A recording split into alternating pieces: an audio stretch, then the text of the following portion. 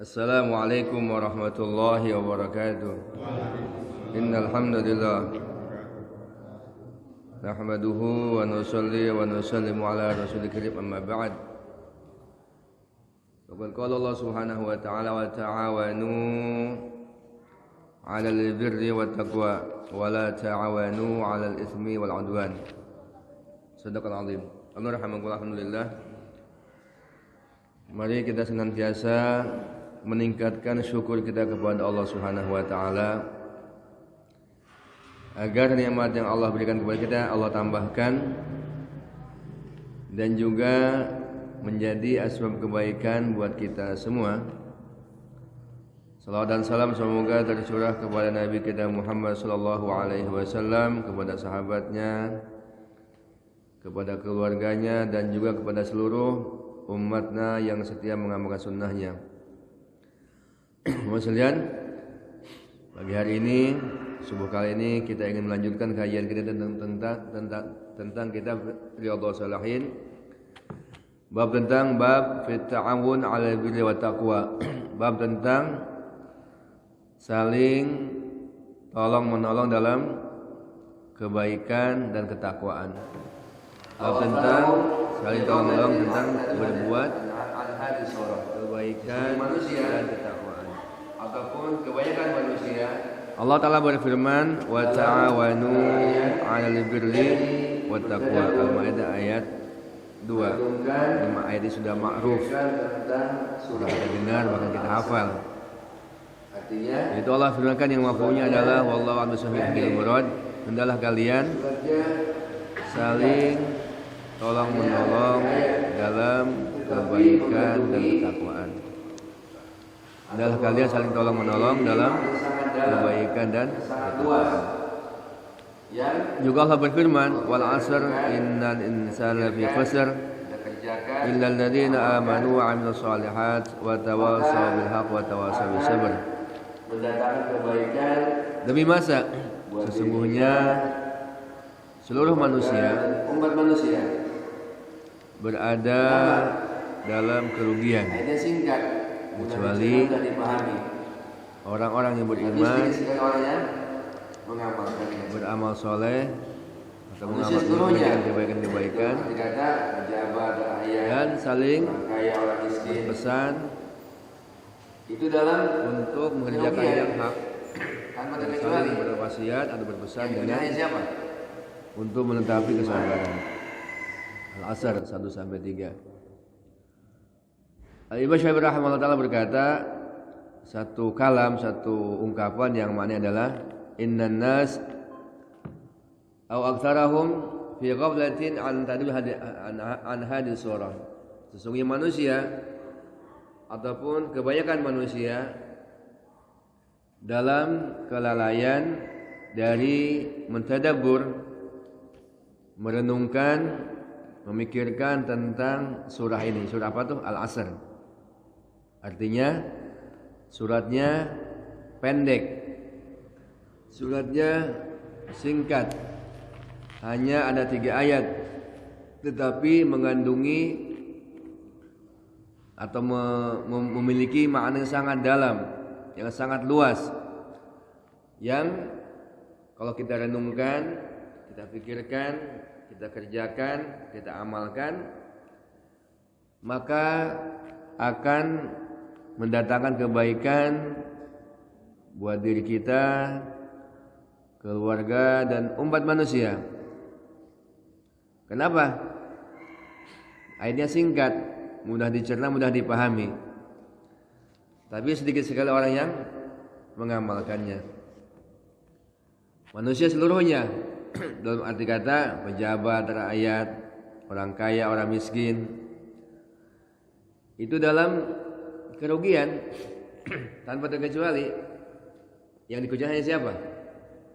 Yang beriman dan beramal soleh dan saling berpesan dengan kebenaran dan saling berpesan dengan kesabaran. Artinya maaf, kalau dia beriman saja tanpa beramal soleh itu termasuk orang yang rugi juga.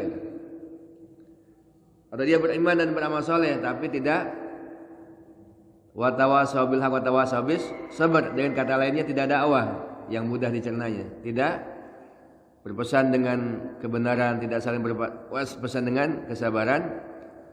Dia iman, beramal soleh, tapi tidak dakwah. Artinya dia benar orang yang merugi. Rugi dalam konteks apa? Rugi dalam konteks dia beriman toh dan beramal soleh toh misalnya, maka dia hanya akan mendapatkan pahala amal kebaikan yang dikerjakan saja.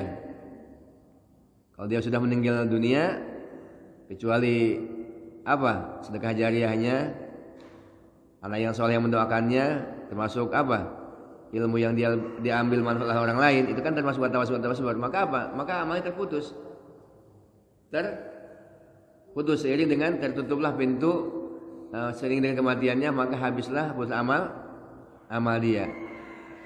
Tapi kalau ada orang yang beriman, juga beramal soleh, plus dia juga berdakwah atau suka saling berpesan, berwasiat dengan kebenaran, berpesan untuk menetapi kesabaran, maka walaupun dia setelah meninggal dunia, maka apa? Maka orang-orang yang dia dakwahi, dia ajak untuk berbuat baik, dia ajak berbuat baik dan mencegah dia mencegah dari kemunkaran, ataupun dia meninggalkan kemunkaran, maka orang-orang yang dengan asbab dia itu orang menjadi baik dan terus berantai, multi level marketing, berantai amal yang dia kerjakan, di samping dia dapat kebaikan orang yang diajaknya, orang kedua dan seterusnya, maka kita pun tetap dapat kiriman pahala kebaikan yang telah dia kerjakan. Terutama sekarang ini kita harus bersabar adalah mendengar begitu hebohnya apa? Gaji para wakil kita di dewan ya. Masya Allah. Saya kira tidak sebesar itu gitu. Karena masih banyak yang suka korupsi kan? Iya. Suka banyak yang korupsi. Ternyata gaji dan tunjangannya luar biasa. Padahal mereka hanya mewakili siapa? Rakyat ya. Masya Allah. Terus kerjaan sampai ngantuk-ngantuk lagi, sampai tidur kadang-kadang. Karena nggak datang juga lagi. Wasalian, itulah kenapa Al-Masyhur rahimahullah taala mengatakan innan nasa atau kebanyakan manusia dalam kelalaian dari mentadabburi surah yang di atas. Surat Al-Asr. Kemudian hadis yang pertama dari Abi Abdurrahman Zaid bin Khalid Al-Juhani radhiyallahu ta'ala anhu. Dia berkata, telah bersabda, qala Nabiullah sallallahu alaihi wasallam, man jahaza ghazwan gaza. Man jahaza ghazian fi sabilillah faqad ghaza. Wa man khalafa ghazian fi ahli bi khairin faqad ghaza. Muttafaqun alaih. Hadisnya sahih. Sepakat Bukhari dan Muslim. Apa itu? Nabi kita Muhammad SAW apa? Menjahaza gazian, orang yang menyiapkan perbekalan orang yang akan berjuang di jalan Allah. Maka sungguh dia telah berjuang. Artinya dapat pahala berjuang. Demikian pula orang yang memperhatikan menjadi pengganti orang yang sedang berjuang dalam keluarganya, artinya dia memperhatikan keperluan atau membantu keperluan keluarga orang yang sedang berjuang di jalan Allah Ta'ala dengan baik, bi khairin baik, faqad gaza, maka sungguh dia pun telah berjuang, artinya mendapat pahala orang yang berjuang. Memang secara harfiah gaza itu bermakna apa? Gazi ada artinya apa? Berjuang, berperang ya. Di dalam Islam ini ada tahapan-tahapan. Maksud tahapan itu apa? Ketika pasukan Islam dikirim ke sebuah daerah, sebuah tempat, maka tahapan pertama apa? Nabi selalu berpesan apa? Pertama, hendaklah mendakwahi mereka dulu, agar mereka iman kepada Allah, agar mereka menerima Islam. Kalau mau ingat diperangi. Atau tidak mau, tetap gagah nggak mau dia berbersih dengan agama yang dia miliki selama ini, maka opsi keduanya apa? Maka hendaklah mereka membayar jizyah ataupun pajak yang dikutip untuk kebaikan mereka, untuk kemaslahatan mereka. Kalau mau nggak diperangi. Kalau tidak mau, didakwain nggak masuk tidak mau, suruh bayar jizyah juga tidak mau, barulah diperangi. Nggak langsung ucuk-ucuk diserang, diserbu, maaf. Apalagi orang di sebuah keramaian misalnya tiba-tiba meledakan, itu nggak ada. Konsep Islam itu nggak ada seperti itu. Dalam konteks berjuang, ketika orang yang punya kemampuan sekalipun, punya kemampuan secara fisik ataupun secara militer, maka tetap tahapannya apa? Didakwai agar masuk Islam, tidak mau suruh bayar jizyah ataupun pajak, baru diperangi. Tapi kalau seandainya mereka mau Islam, enggak juga. Ketika mereka mau bayar jizyah, tidak juga. Tidak juga diperangi. Maka kalau seandainya misalnya karena satu keadaan, ya uzur katakan, ataupun ada satu keadaan yang menghalangi dia untuk tidak ikut berjuang, tapi dia menyiapkan bekal buat orang yang berjuang, maka dia dapat pahala orang yang berjuang.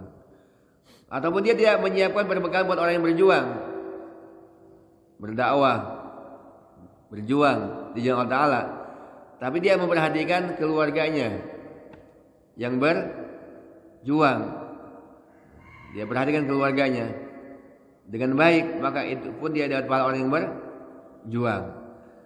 Mungkin kalau dalam bahasa kita sekarang gimana ya caranya? Ini saya ambil gambar begini. Kalau kita datang ke kampung-kampung, ke daerah-daerah pedalaman, rata-rata kan mereka kan petani karet, petani petani sawit, ataupun mereka bertani berladang, ataupun mereka punya kambing, punya sapi ya, punya ternak begitu. Atau mereka punya anak, ya anak-anak sekolah sebenarnya harus Anda dijemput.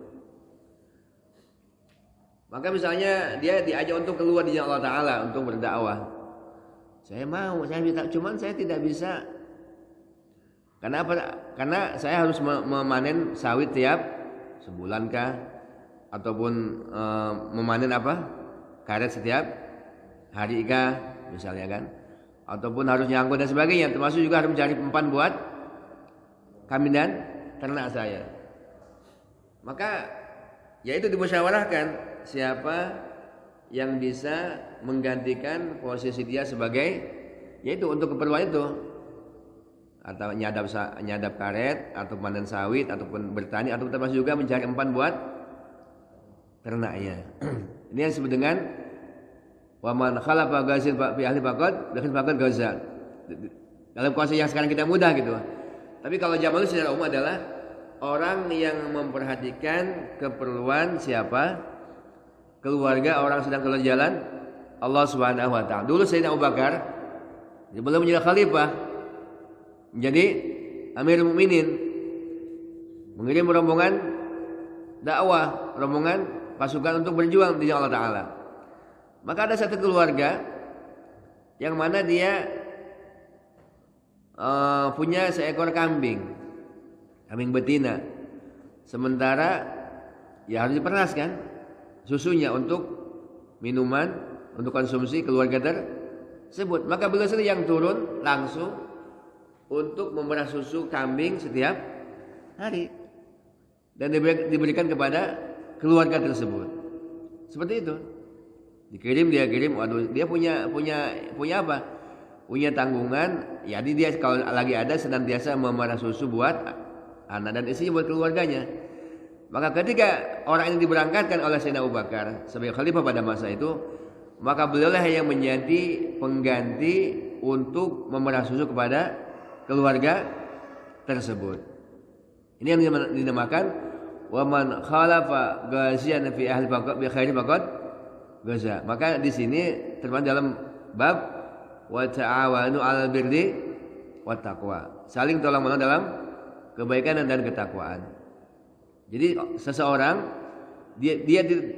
kita membantu seseorang agar dia bisa melakukan satu kebaikan, tetapi dengan catatan kita harus mensupport dia kan, ataupun juga dia harus kita perhatikan keperluan keluarganya ketika ditinggalkan oleh ayah ataupun oleh suami keluarga tersebut. Kemudian dari Abu Sa'id Al-Khudri radhiyallahu anhu, anna Rasulullah SAW ba'athan ila Bani Lahyan min Hudayl Bagal liyanba'ith min kulli rajulain ahaduhuma wal ajbainahum orang muslim. Di Sayyidina Abu Sa'id Al-Khudri radhiyallahu anhu, sesungguhnya Rasulullah SAW bersabda, apa itu? Maaf. Sesungguhnya Rasulullah mengutus ba'athan, jemaah delegasi ke Bani Lahyan. Ke Bani Lahyan dari Hudzail, dari suku Hudzail, kabilah Hudzail. Maka ketika beliau akan mengutus rombongan ini, maka beliau bersabda, apa sabdanya? Hendaklah mengirim utusan dari setiap 2 orang laki-laki dalam satu keluarga, salah satu daripada keduanya. Sementara pahala bukan dibagi, wal aju bainahum, sebenarnya pahala buat mereka berdua. Nabi pernah mengutus delegasi rombongan dakwah ke Bani Lahyan dari suku Hudzail. Dan beliau bersabdakan, hendaklah masing-masing 2 orang laki-laki dalam satu keluarga mengirim satu di antara keduanya, dan pahalanya Allah anugerahkan buat keduanya. Ini ketika Islam sudah mulai maju, sudah mulai berkembang, maka Nabi memerintahkan kalau ada 2 orang laki-laki dari sisi keluarga, hendaknya dipilih diutus salah satu di antara keduanya. Tapi ketika pada awal-awal Islam, ketika awal-awal Nabi hijrah ke Madinah, maka Nabi senantiasa menekankan untuk semua kaum muslimin yang tidak punya uzur, punya halangan, hendaklah dia uzur dalam artian araj, sakit, maaf ataupun pinjang, untuk keluar di jalan Allah Subhanahu wa taala. Kalau kita baca Al-Qur'an, kita akan menemukan perintah dengan jelas, misalnya infiru khifafan wa thiqalan wa jahidu fi sabilillahi amwalikum wasikum. Hendaklah kalian pergi berjuang di jalan Allah baik dalam keadaan ringan maupun berat. Banyak. Bahkan ada ancaman segala, illa tanfiru yu'adzibu adaban alima. Kalau kalian tidak berjuang, maka Allah akan mengazab kalian dengan azab yang sangat pedih. Karena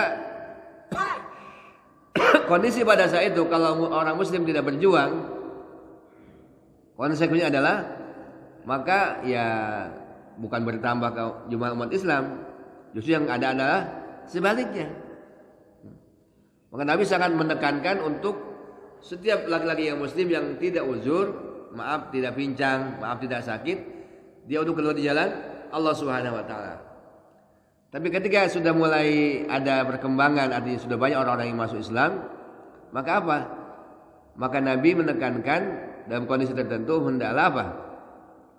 Masing-masing dari satu keluarga dan ada dua orang laki-laki yang dewasa, hendaklah mengirimkan satu di antara keduanya, dan Allah Ta'ala akan berikan pahala kepada 2 orang tersebut. Artinya walaupun, maksudnya apa? Satu orang pergi, mungkin ada satu hal di rumah kan yang harus diselesaikan, harus dibantu atau harus dikerjakan. Maka dengan adanya 2 orang bergantian ini, ataupun satu berangkat satu tidak, maka akan memudahkan untuk keluarga tersebut untuk tetap yang berangkat dakwah tetap berjalan, dan dari rumah tangga pun tetap bisa tercover ataupun tertangani. Walaupun untuk sahabat-sahabat tertentu, sahabat-sahabat utama, bagaimana Sayyidina Abu Ayyub Al-Ansari, usia sudah 90 tahun. Sudah 90 tahun. Beliau punya anak 4 orang. Laki-laki sudah dewasa. Pada zaman Sayyidina Utsman, maka Sayyidina Utsman mengirim jemaah ke Turki. Turki sebagian masuk Eropa, sebagian masuk Asia ya. Ke Turki. Ya waktu itu sangat jauh, bahkan harus mengendarai, harus naik apa? Kapal ya. Harus naik kapal. Maka apa?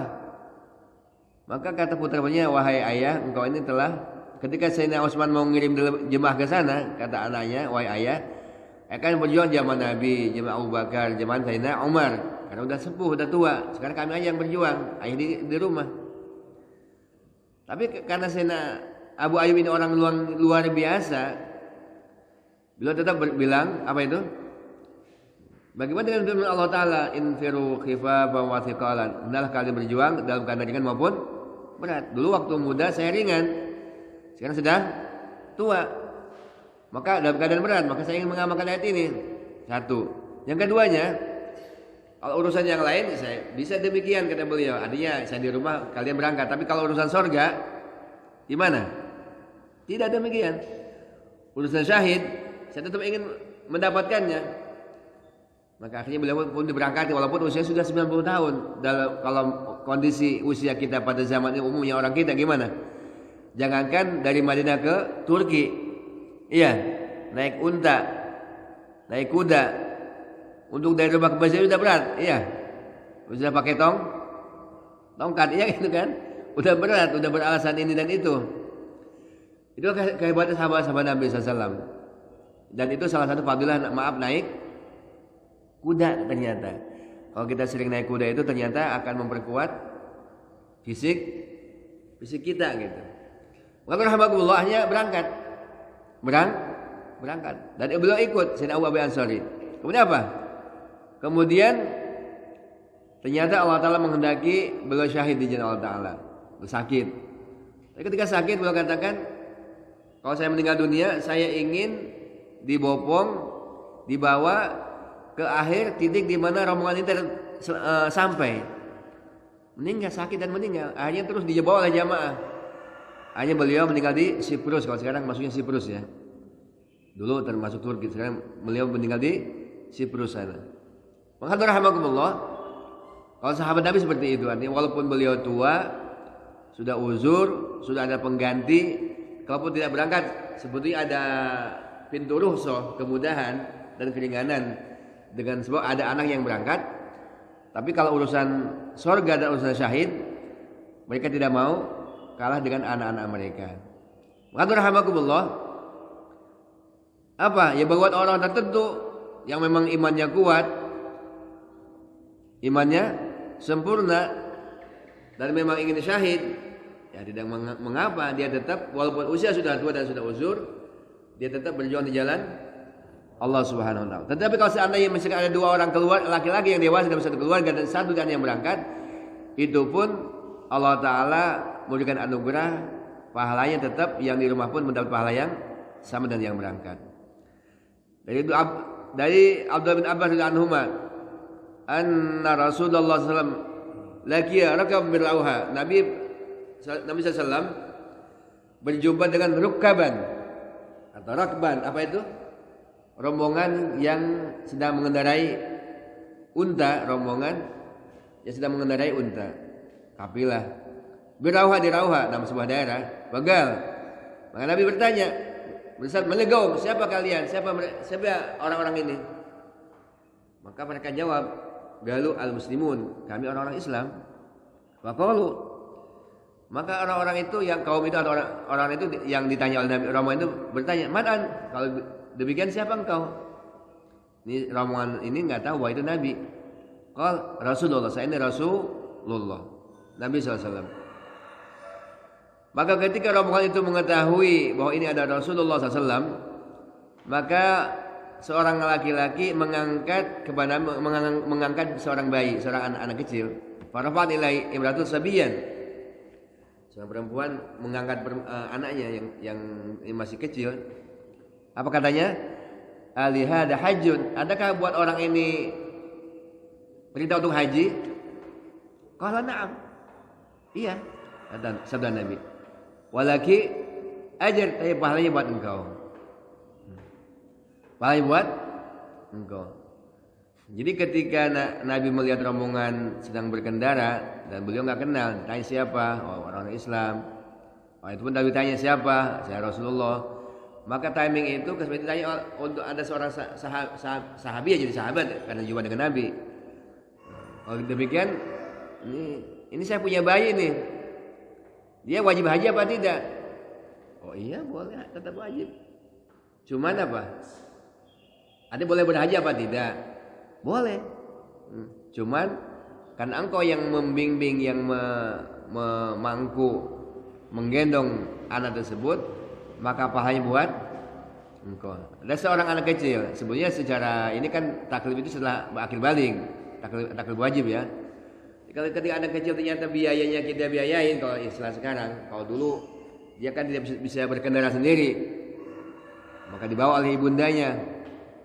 Boleh haji ya boleh, cuman pahalanya buat engkau.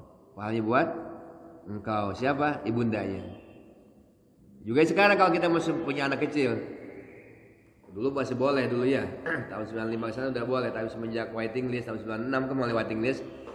Jangankan maaf baik anak kecil, jangan anak kecil, ya, orang dewasa pun harus nunggu 10-20 tahun.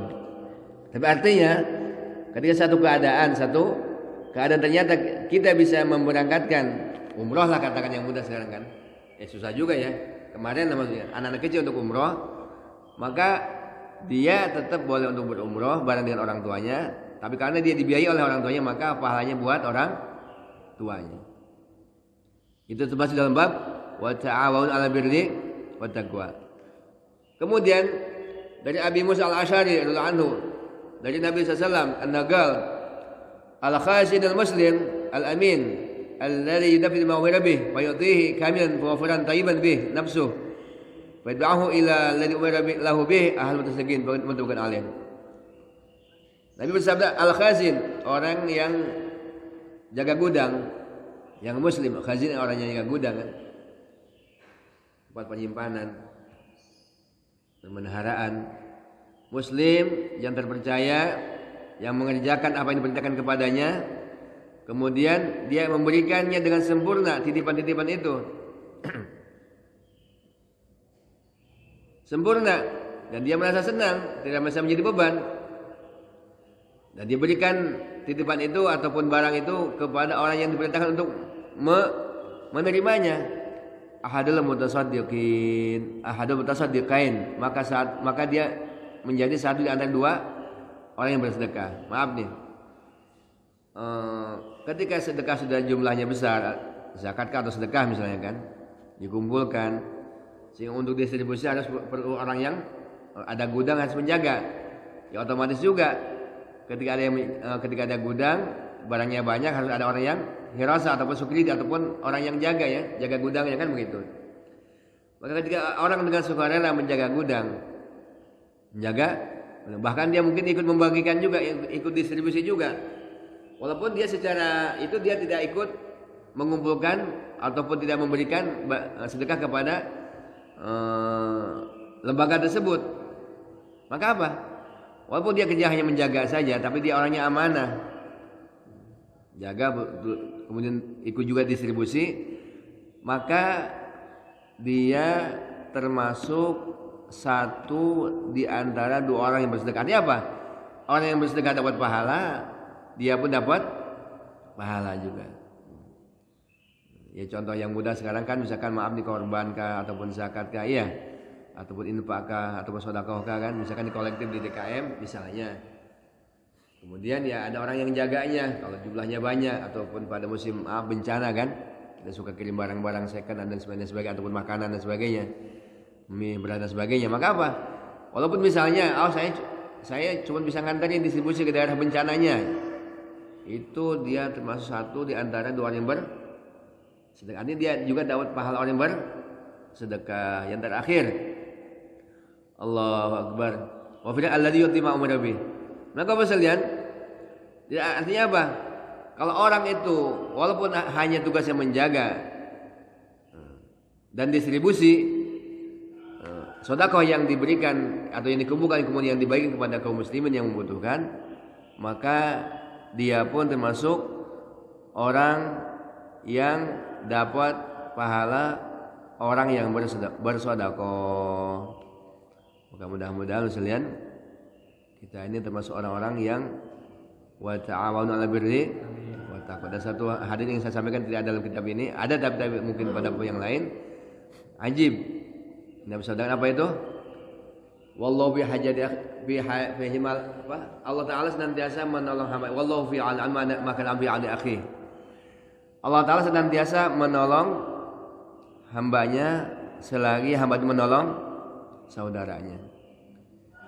Allah Ta'ala senantiasa menolong hamba selagi hamba itu menolong saudaranya. Menolong bisa bentuk dengan makanan, dengan minuman, dengan finansial, ataupun juga dengan maaf, dengan nasihat. Kemudian juga bisa juga dengan doa. Dengan doa. Jadi ketika memang kita ya katakanlah memang tidak ada atau dengan tenaga, tidak ada sesuatu yang kita bisa berikan secara finansial, ternyata saya bisanya tenaga, ya itu luar biasa. Seperti yang kasus ini. Ataupun itu pun tidak bisa juga. Tenaga pun sudah uzur. Ternyata bisanya dengan doa. Maka itu pun termasuk amal yang dengannya Allah Ta'ala akan mengijabah doa kita. Kalau kita mendoakan saudara kita yang muslim tanpa sepengetahuannya dengan kebaikan tentunya, maka ada malaikat yang berdoa walaka mithlu dzalik, maka engkau pun mendapatkan apa yang kau doakan buat orang tersebut. Kalau kita ingin Allah tolong saudara kita. Kalau doa kita ingin kabulkan, satu di antaranya adalah kita juga mendoakan kebaikan kepada saudara-saudara kita. Maka mungkin sering Bapak dengar saya doa Allahumma hdi wukala nabi parlemen, itu maksudnya apa? Saya udah lama doa itu, ya Allah berilah hidayah kepada wakil-wakil kami di parlemen. Siapa? Anggota dewan, biar pada sadar itu. Terutama pada saat pandemi, di saat orang-orang maaf karena PPKM, makan susah, minum susah, kerja juga banyak di PHK, bahkan dagang pun susah, sebagian kurang makan, kurang minum, ya banyak menangis. Ya mungkin udah habis air matanya kan untuk menangis ya. Ternyata mereka masya Allah melimpah dengan berbagai macam fasilitas dan tunjangan, luar biasa. Ternyata mereka sudah mewakili, punya tempat tinggal yang mewah, rumah yang mewah, fasilitas yang luar biasa, bingung menghabis dalam 1 bulan. Kemudian juga apa lagi? Mobil yang mewah. Bahkan sekarang mah dapat pensiunnya katanya. Saya dengar dapat pensiun juga katanya anak cucu nanti, katanya sih. Wallahu alam, belum dicek di Google. Ala kulli hal, artinya ya walaupun kita kan pernah milih mereka ya.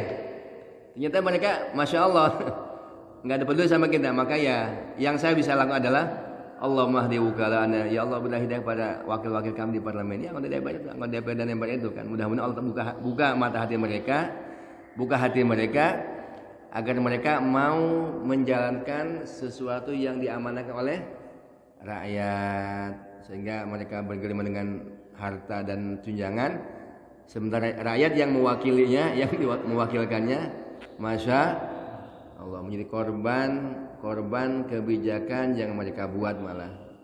Ya cipta kerja dan sebagainya. Itu sering saya sampaikan baik dalam khutbah maupun dalam doa-doa harian. Ya Allah berilah hidayah kepada siapa?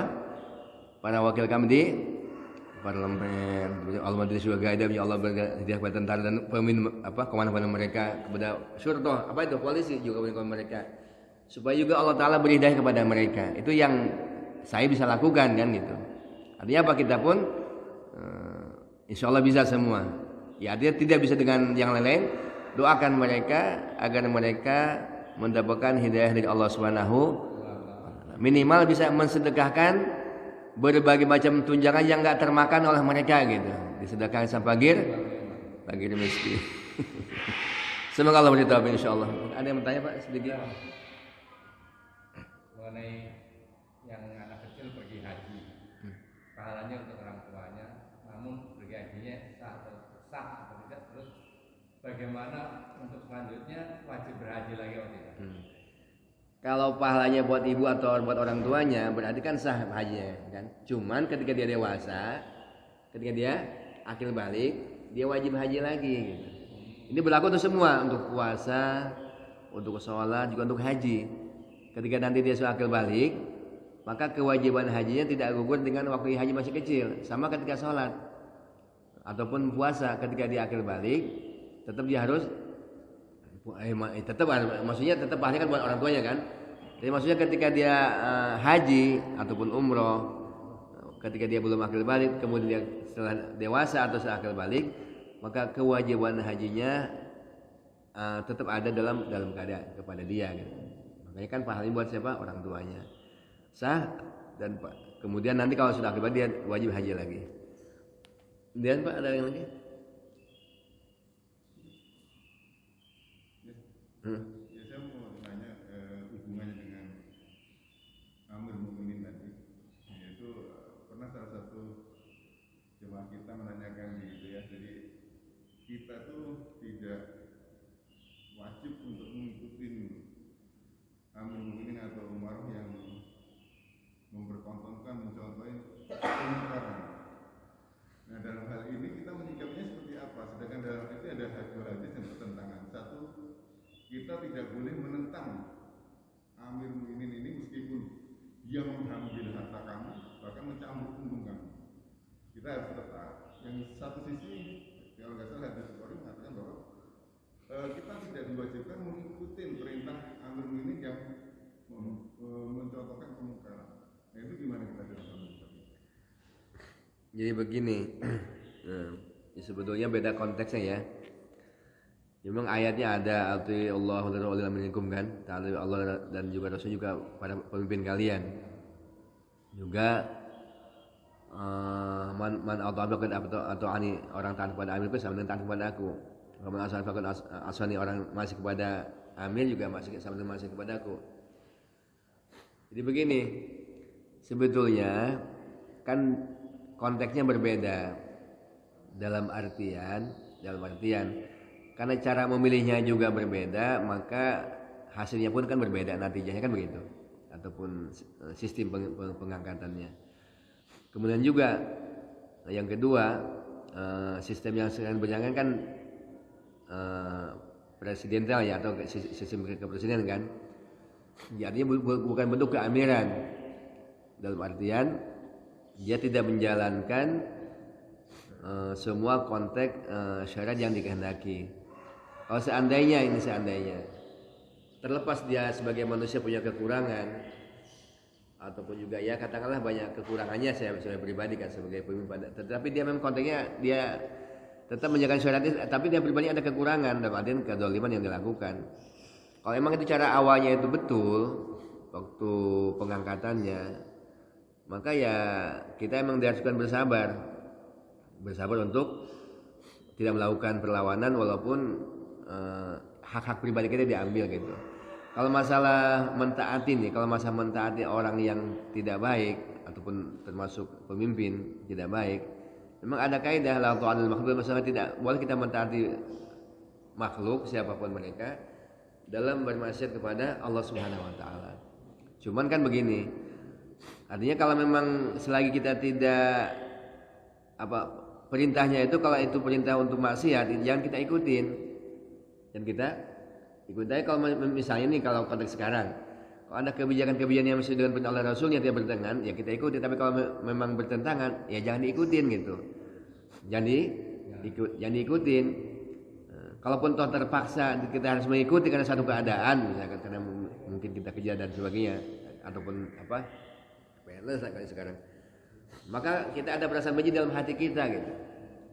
Jika perintahnya itu dia bertentangan dengan Allah Rasulnya yang jelas, itu ya kita harus taati. Tapi kalau seandainya perintahnya melanggar, jangan kita taati. Walaupun maaf sekarang katakanlah Kemenag lah ya, dalam yang mewakili presiden dalam hal agama kan Kemenag ya.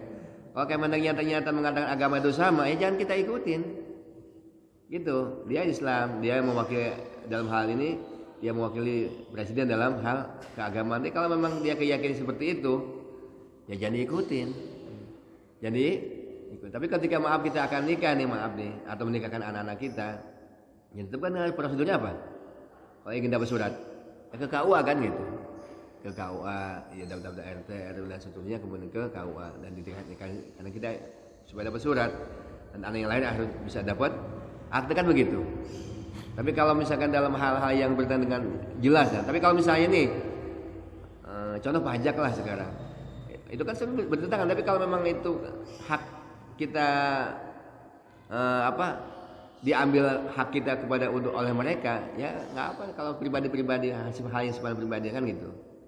Dan kita nanti akan ada kesulitan kalau kita nggak itu kan kita akan ada kesulitan. Tapi kalau seandainya menyangkut akidah, lebih-lebih dalam masalah ibadah juga, kalau emang masih bisa kalau memang kita tidak ada konsekuensi yang berbahaya buat pribadi kita ataupun keluarga, ya jangan diikuti kalau melanggar syariat agama Allah Subhanahu wa taala.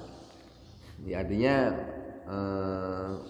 ya memang kalau yang mampu didakwahin orang yang bersangkutannya kan, yang mampu. Tapi kalau memang belum mampu, ya itu doakan mereka agar mereka mendapatkan hidayah dari Allah Subhanahu wa taala. Walaupun memang ya sepertinya berat, tapi ya itu yang bisa lakukan begitu. Yang kita bisa adalah seperti itu. Tapi sambil berharap kepada Allah Ta'ala, mudah-mudahan nanti ke depan Allah Ta'ala angkat pemimpin yang adil, pemimpin yang soleh, pemimpin yang takwa, begitu. Insyaallah kita Pak ya. Semoga Allah berkati. Subhanakallahumma wa bihamdika asyhadu an la ilaha illa anta. Assalamualaikum warahmatullahi wabarakatuh.